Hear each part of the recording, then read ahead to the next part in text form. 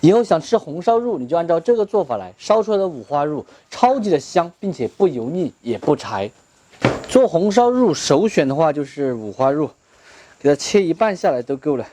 还是要先把皮烧一下，处理干净的五花肉切成小块。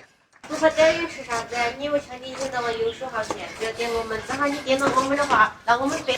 冷水下锅，先焯一下水，姜葱、花雕酒。 焯开后打去浮沫，再煮3分钟，捞出来冲洗干净。来一点纯菜籽油，下五花肉，先用大火把油脂煸炒出来。捞出来的油先倒出来，丢几块鹌鹑蛋，一起用油爆一下。拍散的姜葱、八卦大料、香叶、桂皮、干辣椒和干花椒，烹一点花雕酒。 接下来这个就是红烧肉颜色好看、味道好的关键了，瓶装的糖色。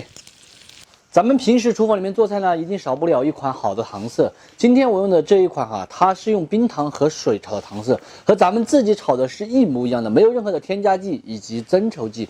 这样子一瓶的话，它是600克，用来炖肉的话，基本上可以炖个10多斤肉了啊。平时咱们在做烧白上色的时候，做卤菜、做红烧肉、糖醋排骨、红烧排骨等等，都会用到糖色哈。喜欢我同款高品质糖色的朋友，点视频下方链接去购买就可以。现在做活动买2瓶装更加划算。 天冷了哈，糖色就变得非常的浓稠，下去颜色就是黄亮黄亮的。再来一点酱油，提味增鲜，加水、毛毛盐、胡椒粉，转入高压锅里面，盖上盖子，用小火压8分钟。压好过后，给它倒回锅中，把里面的香料拈出来不要，再用大火把汤汁给它收来少一点，调一点点鸡精提鲜。 汤汁收来差不多了，加关火出锅就行。这个颜色看起来就爱了爱了。今天的话烧的是一个小份哈，因为五花肉有肥肉嘛，老板他们又不喜欢吃。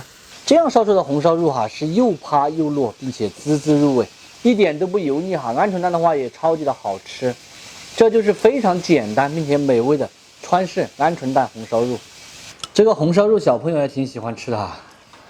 他已经吃了好几块了，烧的溜趴的安逸得很。今天外面风很大，所以换地方吃饭了。